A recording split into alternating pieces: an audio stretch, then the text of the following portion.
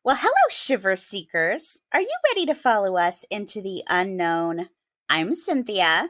And I'm Stephanie. You have found the Dark Oak. Today, I tell you the story of a little girl whose legacy has helped change the lives of thousands of people in the last 3 decades. Today, I tell you the story of Amber Hagerman and the birth of the Amber Alert System.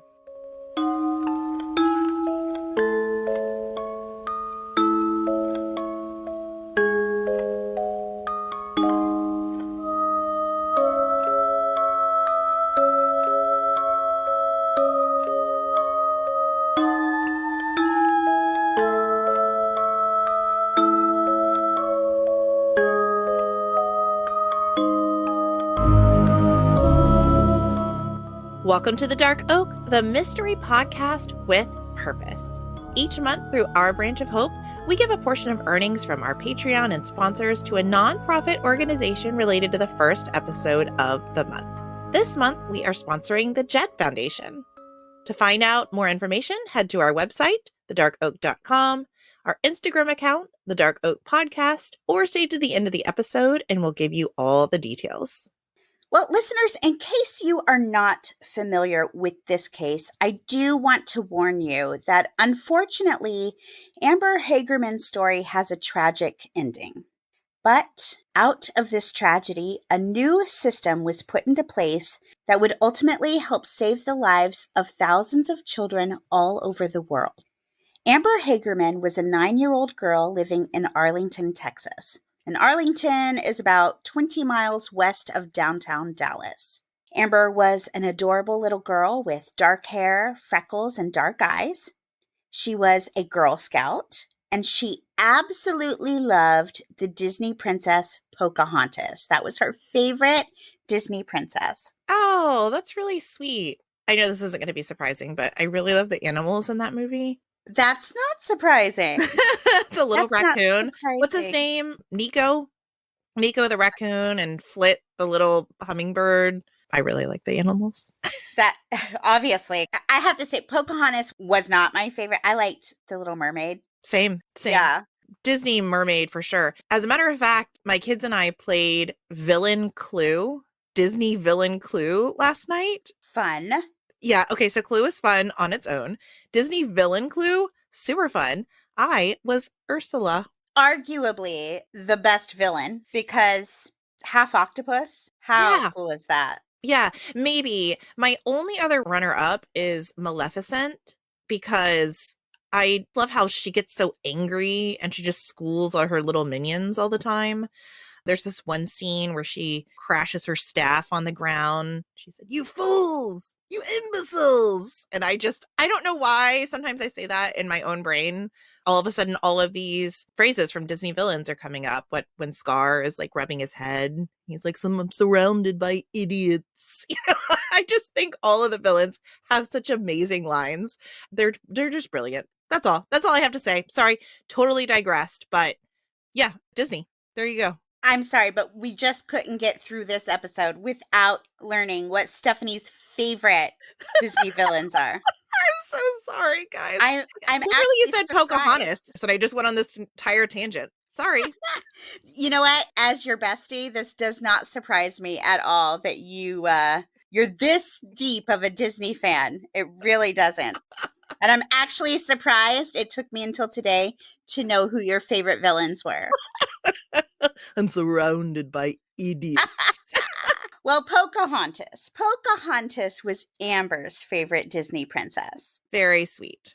There's actually footage of Amber showing off brand new Pocahontas bed sheets to a reporter because a local news station was preparing to run a story on Amber's mom, Donna, and her transition from welfare to the workforce. So a local news station had been documenting the Hagerman family for the last several weeks leading up to our story. And the news story hadn't aired yet by the time our story takes place. But one of the bright sides of this case is that we now have this footage of little Amber and her 5-year-old brother Ricky just going about their everyday lives, just being their normal selves. And that's really been a treasure to Donna. That's incredible. Okay, all the things. First of all, going from welfare to the workforce. What an amazing evolution for their family. And so cool that a news station was covering that. And then how precious is it that the simple things can really make such a big difference, especially to children? Oh, I yeah. imagine the Hagerman family didn't have a lot, but she got these Pocahontas sheets, and that was the best thing that ever happened to her, which is so precious. And then also how tragic how they could go from this really wonderful thing happening to their family to this devastating thing happen to their family. It's so much wrapped up in this footage. Oh, really? There is. And when I first heard this, because I was semi familiar with Amber's case before preparing for this episode, but I had not heard that her family was going to be the subject of this news report. I had not heard that previously till I really dove into her case. And so my first thought was, I wonder if someone saw this footage on the news and then became obsessed with her. And then that's why they later abducted her. But no, the news story never aired prior to her disappearance.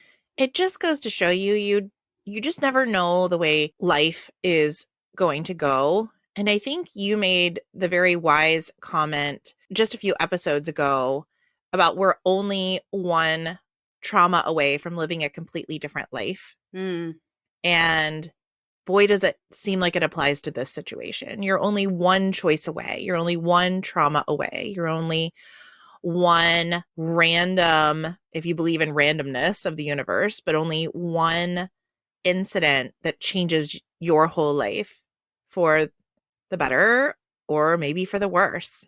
So, yeah. wow. Wow, that's really seems to be reflected in this story. Incredible. One of the other things Amber was really excited to show off to the reporter was her AB honor roll that she got. She was so proud of her accomplishments at school. I just thought that's the sweetest thing. That is really sweet. Now, you said it was she and her brother. Was her brother older or younger? So Ricky was her little brother. Amber was 9 and Ricky was 5. Okay. Little Ricky. I Oh my know. gosh, that's cute. So cute. And one of Amber and Ricky's favorite things to do together was to ride their bicycles, especially since Amber got a brand new pink bicycle for Christmas in 1995. Oh, yeah. Amber was rocking the 90s. And what I think is so interesting is, as you said, we know that Donna was transitioning from welfare to the workforce, was a single mom. And like you suggested, maybe they weren't able to have everything that a family might want at this time. But Donna made sure they still had sheets that they were proud of. She made sure her kids still got good grades. They had a beautiful Christmas with bicycles. Like, Donna was a great mom taking care of her kids. It sounds like it. It sounds like she was resourceful and her kids never were left to want. Right. So, about 2 weeks after this Christmas in 1995, so January 13th, 1996, at about 3:10 in the afternoon, Amber and Ricky left their grandmother's house to go on one of these bike rides. Now, I was unable to determine whether or not Donna and the kids were actually living with Donna's mom or if they were just visiting. So, I'm unsure, but either way, they were staying there. Okay. This was a Saturday afternoon, and Amber's mom, Donna, had given the kids permission to take the bikes out, but she told them they could only ride them around the block. They had to stay in the immediate neighborhood. Yep. I remember having very similar rules when I was a kid. We had lampposts, like, don't go past that lamppost. Yep, And if you went past yep, the lamppost, normally my younger brother and I would take turns tattling on each other. Like, he of went past course. the lamppost. We had friends that lived just beyond the lamppost in this cul-de-sac. So when we were finally given permission, that was like a big deal. So I remember the lamppost perimeter. Yes, it's huge, huge. Well, it sounds like Ricky and Amber were kind of like you and your brother. Maybe going just a little beyond the boundary from time to You had to time. test it a foot or two, just to see. Right. So once the two were out, they remembered this really cool ramp that was actually in the parking lot of an empty Winn Dixie. So there was this abandoned Winn Dixie, and in the parking lot, there was something that a kid might think was a cool place to ride a bicycle. All right. I can see that being very tempting. Very tempting. The problem was this Winn-Dixie was about 2/10 of a mile from the house. And not somewhere where an adult could supervise them. That was the biggest thing. I think my mom always wanted to be able to go outside and see us at any Right. time. That's my thing with my kids. I just want to be able to see you. Like, I Yep. have to be able to see you. Yep. According to WFTV.com, on their way to this awesome bike riding spot, little Ricky remembered that his mom had said they had to stay in the neighborhood. So he decided to turn around and head back towards the house. But Amber kept going towards this ramp. Now, only 8 minutes after Amber left her grandmother's home on her pink bicycle, a 78-year-old man named Jimmy Kevill, who lived right behind this abandoned grocery store, saw a man grab Amber off of her bike and then force her inside the cab of his black pickup truck. Oh, gosh. Nightmare. Absolutely. As I was writing this, I thought, what must that have felt like for Jimmy to just watch this event unfold and be completely helpless, but know you were just watching the most awful thing. I cannot even imagine how terrible that was. No, frozen. Just frozen in terror. Jimmy said he could hear the little girl screaming and see that she was kicking and fighting with this man. So it was very obvious that something was wrong, that this man was taking her against her will. Jimmy then watched the driver of the truck leave the parking lot and head west on Abram Street. Now, again, Jimmy was 78 years old, and his backyard had a chain link fence that separated his yard from the grocery store parking lot. So he couldn't physically do anything. He couldn't have gone and helped. All he could do was call the police as quickly as he could. Which, thank goodness he did that. Oh, absolutely. Absolutely. I mean, thank goodness, and I'm saying that, like, thank goodness he saw what happened to begin with, and then had the wherewithal to call 911 as well. Right, because it always gets me when we talk about these cases and someone says, yeah, I saw this kid being manhandled by this adult, but I just thought it was a kid giving their parent a hard time or something like that, which probably in most cases it is. But still, I always err on the side of caution. Better to be safe than sorry. And then also just how fortuitous it was that he happened to be outside when this happened, because how many of these cases have we also covered where they went to go look for their kid and all they found was a bike, Right? not their kid. So, I mean, it seems like at least a few things are working towards Amber's advantage. So we'll see how it ends up. Jimmy described the abductor as a white or Hispanic male in his 20s or 30s, just under 6 feet tall, of medium build with brown or black hair. Well, for being 78, he's still got some pretty good eyesight. Right. Because we've already determined, I would just say, I think it was a man. He had a head and some legs. I think it was a truck. It was dark for sure. For any of our new listeners, Cynthia has been self-diagnosed with aphantasia. Is that how you pronounce it? Yes. Which was suggested by one of our listeners. Tracy will always go down in history for helping to diagnose Cynthia. But Cynthia's brain, when coming up with images, has a tough time. So you don't want Cynthia helping a sketch artist with an image of your abductor, because it's going to have a head. That's what it will. And maybe some eyes. Yeah. And that's about it. This really does baffle me. And I truly am. I mean, we've talked about it before. I truly am really grateful that there is a name for this way that the brain works, because this has always baffled me when someone can say they were in their 20s or 30s, they were just under 6 feet tall, medium build.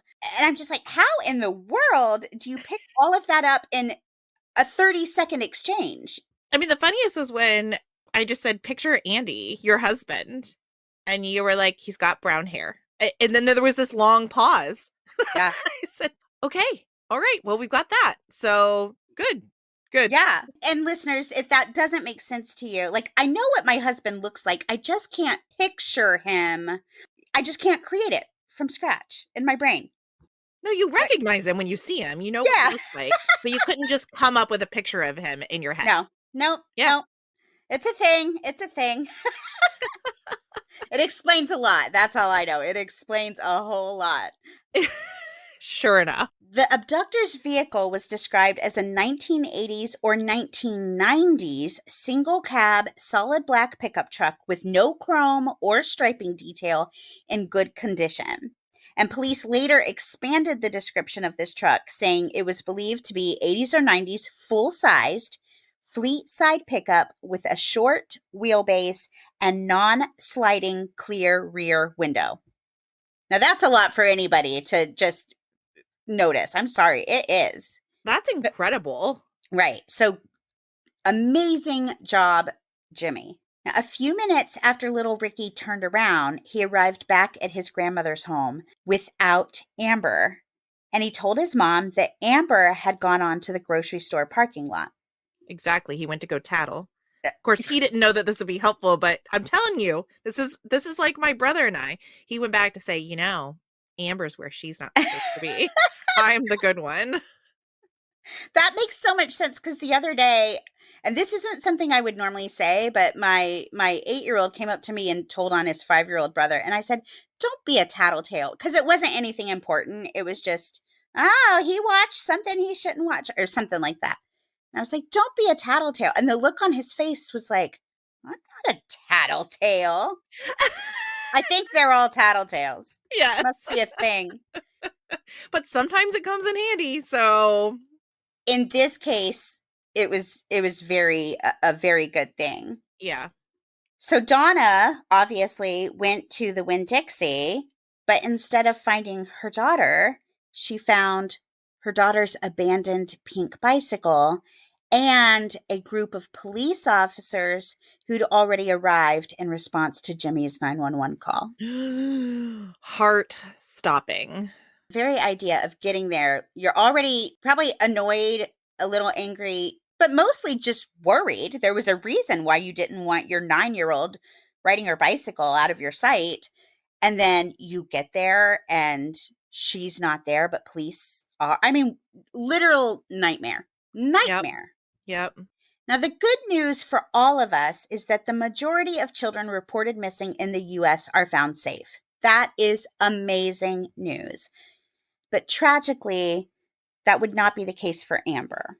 Authorities questioned several witnesses in the area, but despite the abduction happening in the middle of the day, and with Jimmy having seen the whole thing, Called it in immediately, there was still a surprising lack of other eyewitnesses.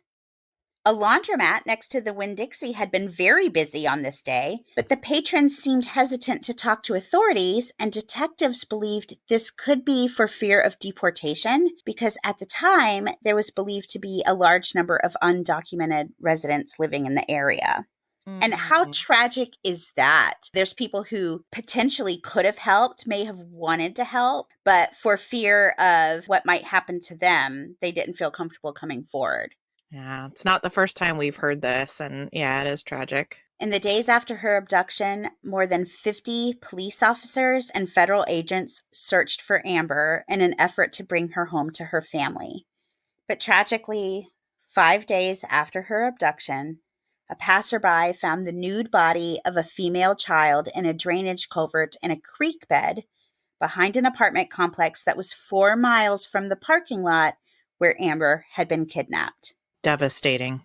The little girl's throat had been cut. Donna remembers seeing the yellow police tape being put up around her mother's home and thinking, no, you are not going to come here and tell me something I don't want to hear. Amber's family was advised that a body had been found, but they still had to wait several hours before receiving confirmation that it was their Amber. And after the fact, Donna said she had known it was her daughter the whole time. Okay, well, all of that, I literally cannot put myself in her situation right now because I will not be able to finish the rest of this podcast because I will be just a puddle on the floor. Also, I do find that's interesting. There was red tape around the house. So not the crime scene, like the house. Okay, so that was interesting to me too. I listened to a podcast called True Crime Chronicles. It was their episode number 84, and it was their episode on Amber Hagerman. And they interviewed Donna. And in a snippet, Donna explains on that episode that she saw crime scene tape going up around her mother's house. So I did think that was strange because it's not the scene of the crime. I assumed it was maybe for privacy purposes. I assumed maybe now that they found the body, they believed it to be Amber, but it wasn't confirmed. I thought, okay, maybe now they want to go inside the house and do a more thorough search now that they pretty much know that she's been killed. Nobody from Amber's family has ever been looked at as a person of interest, to my knowledge. So it wasn't anything towards them. I took it more as just like a protection, keeping the media out.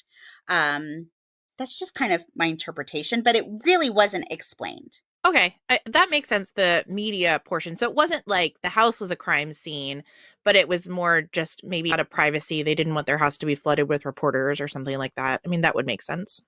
Right. And in the interview, Donna described it as yellow crime scene tape. Maybe it wasn't. Maybe it was some other kind of barrier, and that's just what she remembers. Sure. But I did find that interesting too. But I also, I found it haunting because I thought, imagine this mother just looking out or pulling up. I don't know how she initially saw this happening, but seeing her house being treated in this manner and knowing that it meant something terrible and just telling herself, no, no, you're not going to tell me something terrible. No, I'm not seeing this.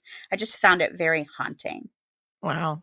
Well, strangely, hours before Amber's body had been found, maintenance workers from the apartment complex had been working near this creek bed, and Amber seemingly wasn't there.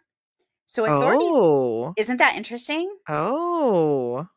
Authorities actually theorized that the large thunderstorm that they'd had that day had swept Amber's body into the creek. But Oh. unfortunately, this storm also was believed to have washed away potential evidence, potential DNA that may have been left behind on Amber. Oh. Wow. Wow. Okay. Interesting. Now, upon learning the fate of his little girl, Amber's father, Richard, had such a hard time accepting the news that he continued to tell reporters that his daughter was alive. Yeah, I could totally see that. Authorities believe that Amber actually was kept alive for at least 2 days after her abduction, which could have potentially increased the chances that there might be more witnesses who had seen something related to Amber's kidnapping and murder. Well, I want to find the murderer, but also I hate that she was alive for 2 days. That made it worse to me. Actually, no, that bothered me too, to the point where I thought, should I leave that part in the I script? genuinely, of all of this that you said, that actually is the worst. I hate that. Yeah. I hate that. There was no shortage of tips coming in. In fact, so many tips came in regarding Amber's case that it almost hindered the investigation because each one of them was investigated. So the good news is all these tips came in, none of them were ignored. But the bad news is so many tips came in, most of which were not related. People trying to help and seeing something and saying something, which is the right thing to do. But because the volume was so high, investigators were just swamped with these tips, most of which were not helpful. Oh, and it's so hard because you don't want to ignore any, because the one that you ignore could be the one that leads you to the killer, but also it takes you a while to get through them. Right? To date, there have been more than 7,000 leads in Amber's case, but not one of them has led to an arrest, and her murderer has never been brought to justice. Oh, that's horrible. Ultimately, Donna and Richard decided that they were not going to let their daughter's death be in vain, and they began fighting for a larger effort to protect children, and their hard work paid off. Because of their efforts, in October 1996, President Bill Clinton signed the Amber Hagerman Child Protection Act law, which in part included the requirement for sex offenders to register nationally The National Sex Offender Registry is because of Amber Hagerman. Isn't that Oh, amazing? that's incredible and amazing. I think that is such a valuable resource, and I did not realize it was connected to Amber. I did not either until I got in, really deep into the research here. Obviously, I knew the Amber Alert system was connected to her, and I'm going to tell you about that in a minute. But the National Sex Offenders Registry? That's incredible. Have you been on there? Oh, yes. Yeah, Yes. same. Same. Every few months, I'll just pop on there just to see who's around our area because, I mean, my kids play in the yard and I don't want to constantly be putting in their mind that something terrible could happen to them, but I also want to be safe. I Yeah. also want to know who's living around me. Yeah. And then I remember when I was dating, anytime I would date somebody new, I'd always just go check. And Well, I mean, I laugh, but that's helpful. oh, yes. Yes, of course. You got to know these things. Shortly after Amber's murder, a home movie was being shown on the evening news, and Diana Simone stopped what she was doing to watch, curious why they were featuring an excited little girl opening her Christmas presents nearly 3 weeks after the holiday. On her television, the little girl happily held up her Barbie doll for the video camera and waved and smiled as she took her new pink bicycle for a test drive. Diana was eager to hear what this child had done to warrant such a spot on the news, and her curiosity quickly turned to heartbreak as Amber's tragic story unfolded.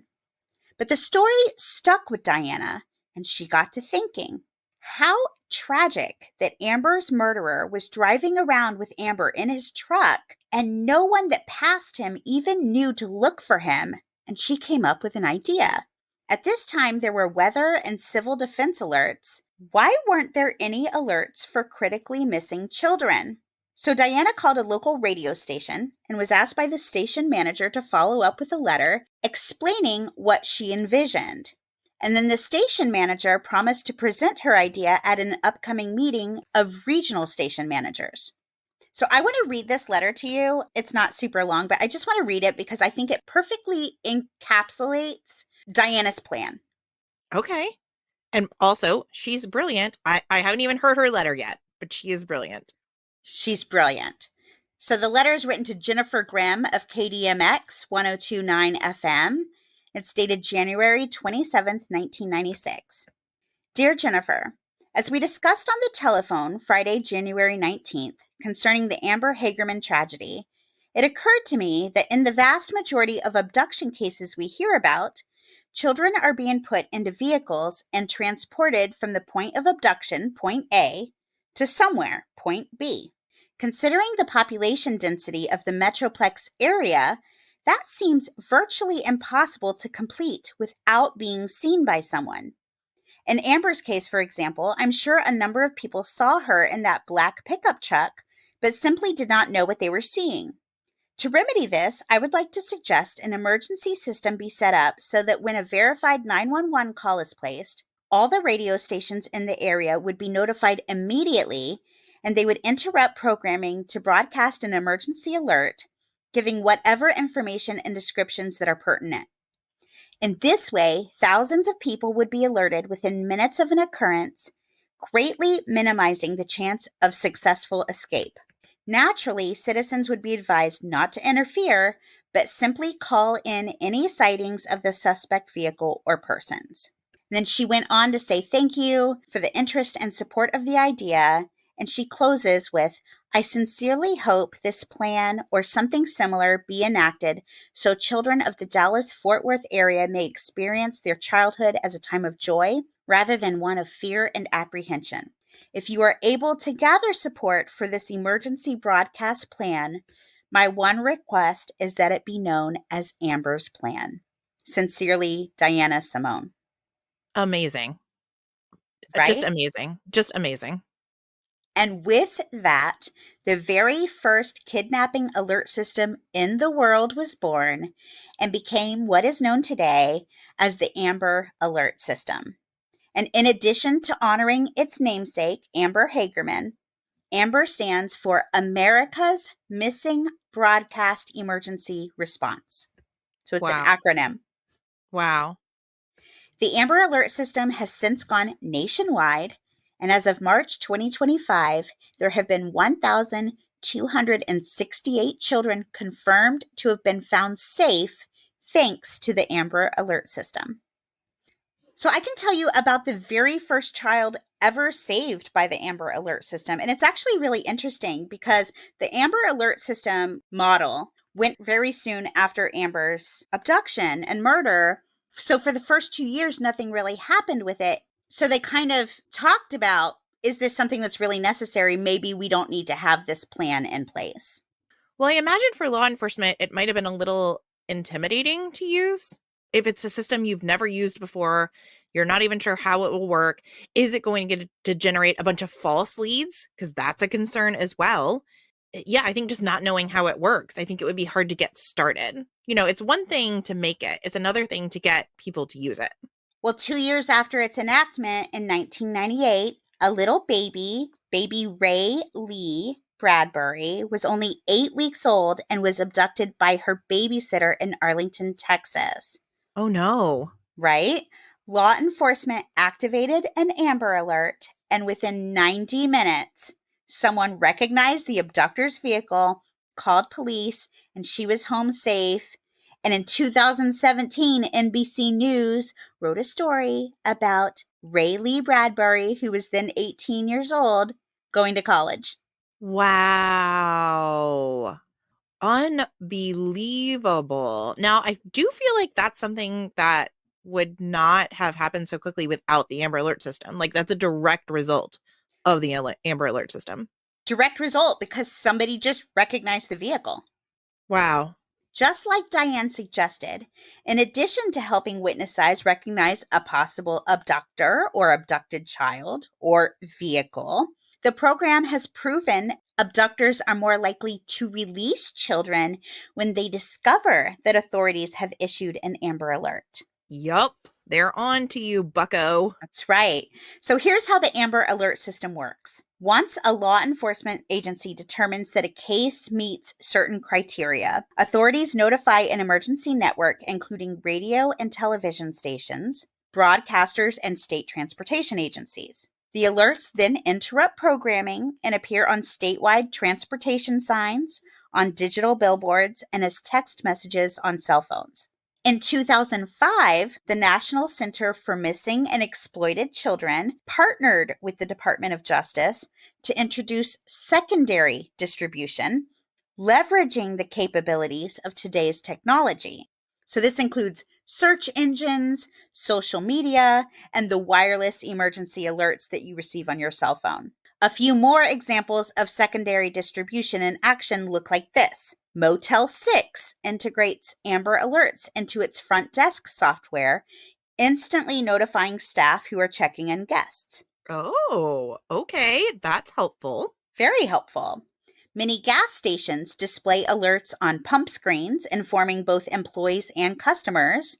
And then social media platforms like Facebook, Instagram, TikTok send Amber Alerts directly to user feeds for instant awareness.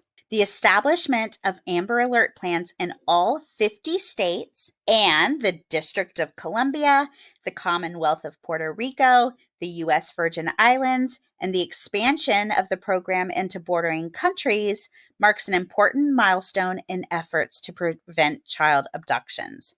There are 81 Amber Alert plans throughout the United States, and the system is used internationally in 45 countries. Wow. And that all started here in the United States. All started here, and it all started out of Amber Hagerman's legacy. Incredible.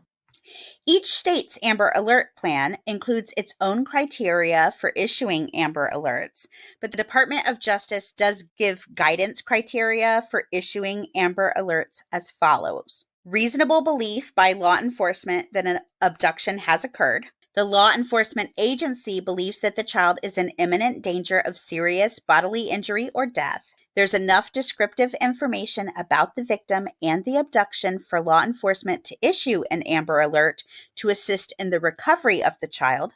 The abduction is of a child aged 17 years or younger, and the child's name and other critical data elements, including the child abduction flag, have been entered into the National Crime Information Center system.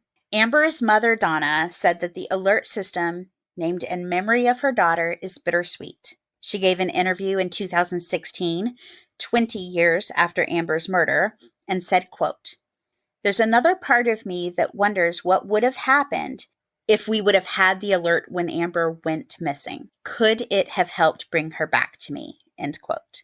Though Amber's case remains unsolved, in January 2021, authorities in Texas expressed renewed hope that new DNA technologies could help them solve Amber's murder. Reportedly, the killer did leave behind some physical evidence. Authorities have not released what kind of evidence they have, saying it's information that only Amber's killer would be aware of, but they did announce plans to submit this evidence for testing. Get him. Get Right? him. Right? Now, despite Amber's killer going unpunished for all of these years, the Arlington Police Department remains dedicated to finding her murderer and providing her family with the justice they deserve. In a statement sent to CBS News Texas, the department said detectives continue to investigate every tip they receive. They've also remained in contact with various crime labs across the country to determine if any emerging forensic technologies could prove helpful in the case. The department has also created a new tip line specifically for Amber's case. Anyone with information is urged to call 817-575-8823, and Oak Farms Dairy is currently offering a $10,000 reward for information that leads to an arrest. Police have said that the department has no interest in the immigration status of any witnesses who have information about Amber's killer. Amber's mother has urged the killer to please turn yourself in throughout the years. She said, quote, "I miss her every day, and she was so full of life, and I want to know why. Why her? She was only a little girl. Amber needs justice. Amber needs justice deeply." End quote. Donna went on to say she's extremely proud of the alert system that bears her daughter's name. She says, quote, "It saved children's lives. It helped bring children back to mommy and daddy. It's another legacy for my daughter that she did not die in vain. She is still taking care of our little children like she did when she was here." End quote. That's only a small amount of comfort when you're the mother of a murdered child. I'm sorry. Police Director Rawlings said, quote, "So the Amber Alert, the notification may be annoying to some, but Amber Alerts save lives. If you want to help save a life of an endangered child, then when you hear of an Amber Alert going out, you need to stop what you are doing and get involved." End quote. And I just want to say, I have been around people who they do get a little frustrated when that alert goes off. Who are these people? You need to Oh, unfriend them are you serious? immediately. Who are these jerks that are saying that is annoying? I would be so angry if I heard someone say that. Oh, me too. Me too. Because if it's your child, trust me, you're going to want all the alerts going off. When you get an Amber Alert, take the time to look at it. Every minute matters in a child abduction case. If you hear or see an Amber Alert, pay attention immediately. You might be able to help save a child's life. The only thing I will say, if it is possible to localize it a little bit more, because clearly I always read them and I always want to help, but some of them are in areas that are like 8 hours away from me. Right. Now, granted, maybe that person's going to be in my area later that day, I guess, but that's nothing that I can look at the road and find them right now. Right. And so when you get that text message at 3 a.m. at a location that's not even close to you, that's hard. I've never been frustrated by it, but it would be cool if they could get it even more localized.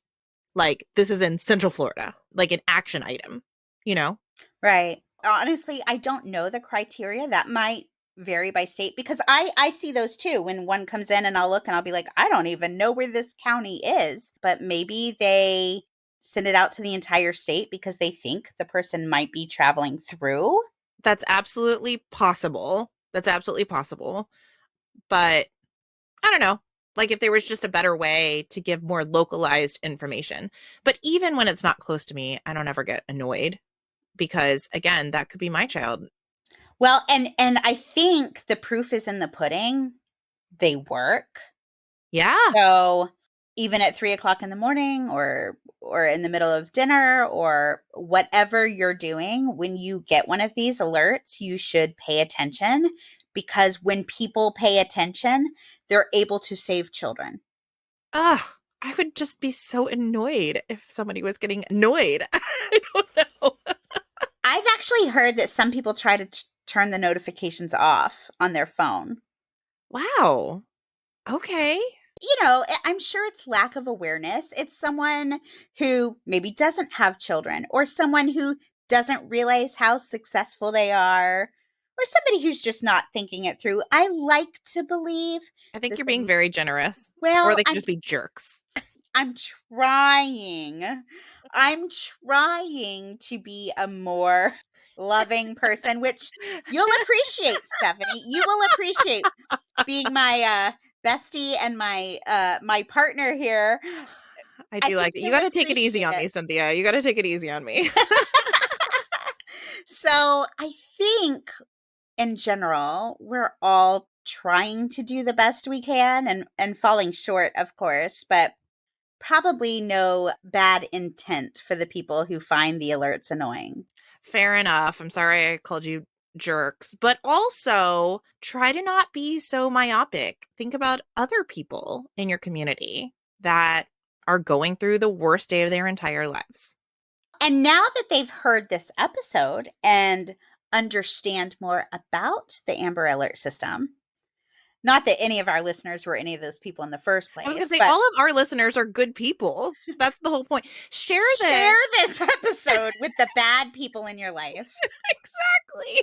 Share, tell them this is a good system. Tell Right. people when they start moaning and groaning, look over and say, hey, little Ray Lee, 8-week-old Ray Lee, yeah, we saved her after 90 minutes because of the Amber Alert. So stop rolling your eyes.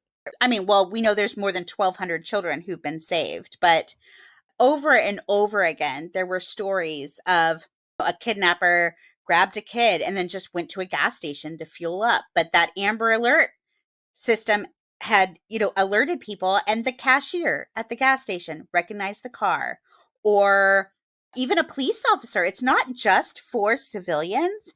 There was one case where police officers pulled a car over and they recognized the description of the driver and the vehicle as someone because they had been alerted by the Amber Alert system and they were able to return the children to their home that way. So it works if we pay attention. It works and we care about each other. And now there are other derivations of it, right? Like there's the silver alert for the elderly, right? Elderly, I believe there's a blue alert, I believe for law enforcement. I didn't go into all of the different alerts, but those are the two I know of. But yes, there are different alerts systems for different, communities of people. And I think it's really, really cool that this has spread beyond the United States. Yeah, I thought that was awesome. Very cool. And even I know in Canada, they still call it the Amber Alert System. I'm sure in other countries it may have different names because, again, stands for America's Missing. Right, But that makes sense. but in Canada, they still call it the Amber Alert System. Wow.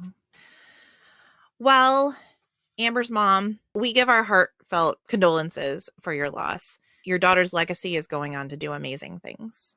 Absolutely. Absolutely.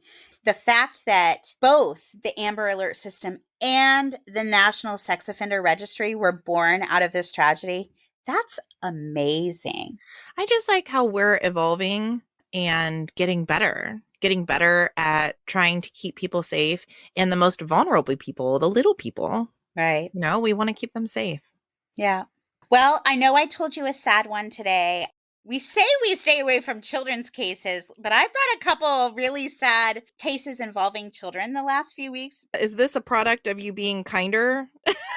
Well, in all honesty, the reason why when Stephanie and I started this, we said we're going to probably stay away from children's cases because they're so triggering for us. And that's not like my main focus because I do really struggle with them. But I have evolved in my thinking a little bit and thinking much like the Amber Alert system. If it were my child, I would want people bringing attention and awareness to their case. Sure. They are important stories. I will not take that away from them. They're just they're very difficult. They just make me want to hug my babies. Yes. All right, guys. Well, Cynthia, are you ready for Branch of Hope? Yes. That's where I was going with that. Bring us up, please. Give us something happy. Okay. Well, I'm really excited about May 2025 Branch of Hope. As I mentioned at the top of the episode, we are sponsoring the JED Foundation, JED. It is a nonprofit organization that protects emotional health and prevents suicide for teens and young adults in the United States. And it was created because Phil and Donna Satow tragically lost their son, Jed, to suicide in 1998. But just like in Amber's case, it has gone on to save countless lives of teens because of resources that have prevented suicides. So also a legacy. Now, I'm going to read straight from the JED website here, but just know they are incredible and just so passionate about teens. JED empowers teens and young adults by building resiliency and life skills, promoting social connectedness, and encouraging help-seeking and help-giving behaviors through their nationally recognized programs, digital channels, and partnerships, as well as through the media. JED strengthens schools by working directly with high schools, colleges, and universities to put systems, programs, and policies in place to create a culture of caring that protects students' mental health, builds life skills, and makes it more likely that struggling students will seek help and be recognized, connected to care, and supported. And as I mentioned in Matrice Richardson's case, May is Mental Health Awareness Month. So I feel like this fits perfectly with our goal and mission. And it's an incredible time to support those with mental illness, those with undiagnosed mental illness. We have been very open about our own struggles with mental illness. I personally struggle with anxiety. I also have had bouts of depression. It is not something I've ever been uncomfortable about seeking help for. It is just part of our bodies. It is part of our health. If you are struggling, there is help out there. This should not be something you are ashamed of. There are people that are out there to help, and you are important. You are an important part of society. You are an important part of your family. You are important to your friends, and we want you to stick around and feel loved and feel healthy. I love it. And physical health is important as well, but everything stems from your thoughts, and I feel like that's the place to start. I'm so excited to support this cause for the month of May. And perfect timing with the Mental Health Awareness Month. Okay. Well, Shiver Seekers, we hope you enjoy the next few days until we see you again, because we are in our 100th episode celebration. So we will see you again at the end of the week. Sounds good. Thanks so much for listening. Bye-bye, Shiver Seekers. Bye.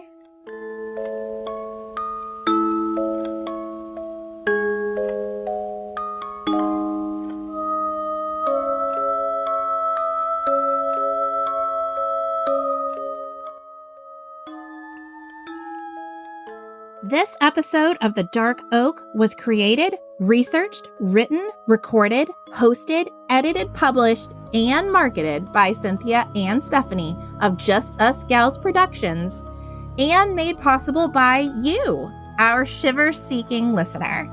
Special thanks goes to Justice Himes for our incredible artwork and Ryan Crete for our amazing music.